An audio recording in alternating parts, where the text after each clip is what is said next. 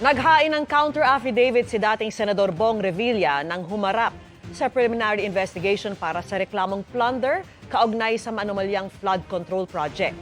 Pero ikinagulat ng kampo ng dating senador na siya na lang ang natirang respondent dahil naging witness na ang iba. Ang sagot ng Justice Department sa pagtutok ni Sandra Aguinaldo. Nagtipon sa labas ng Department of Justice ang mga taga-suporta ni dating Senador Bong Revilla sa kanyang pagdalo sa preliminary investigation para sa kinakaharap niyang reklamong plunder. Kaugnay ito ng maanumalya o manong flood control projects. Nagbigay ng maikling pahayag si Revilla pagkatapos dumalo. Hindi ko alam kung paano nakakatulog yung mga nag-akusa sa akin. May mensahe din siya sa kanyang mga taga-suporta. Salamat sa yung pagdarasal para sa akin.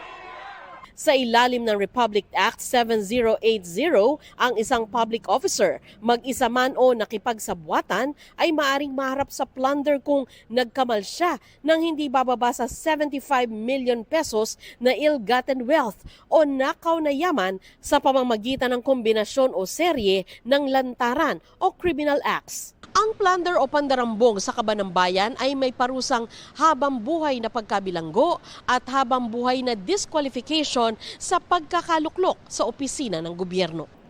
Kapwa respondent ni Revilla sa reklamo, sina dating DPWH District Engineer Henry Alcantara, dating DPWH Undersecretary Roberto Bernardo, dating DPWH Engineer Gerard Opolencia, at iba pang hindi nakikilalang personalidad. Pero nagulat daw ang kampo ni Revilla na siya na lang ang natirang respondent sa plunder complaint dahil naging witness na ang iba pang pinangalanan sa reklamo. Nung magfa-file na ng counter affidavit, nagulat na lang kami na yung tatlo, si Mr. Alcantara, Mr. Opolencia, saka si Yusek Bernardo, nag-manifest na hindi na sila sasagot kasi discharge sila sa Witness Protection Program. So nakakapagtaka, 4 yung kinasuhan, tapos biglang 3 Witness Protection. So 1 na lang. Paano anila kaya mapapatunayan ang sabwatan? Para madamay siya, kailangan may conspiracy sa iba. Kasi kung titingnan niyo lang yung mga dokumento at yung asalaysay, hindi masasatisfy yung requisites ng plunder. Walang acts or omissions constituting the crime on the part of Senator Bong. Ayon sa spokesperson ng DOJ, may sinusunod na proseso para maalis ang isang respondent sa reklamo.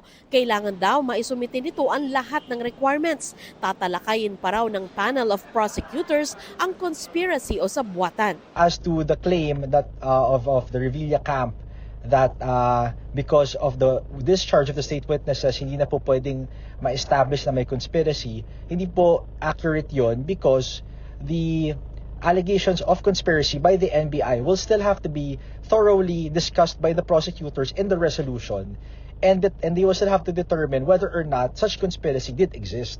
Sabi naman ng Prosecutor General, kung naniniwala ang tagapagsalita ni Revilla sa sinasabi niya, dapat niya itong talakayin sa counter-affidavit at hindi sa media.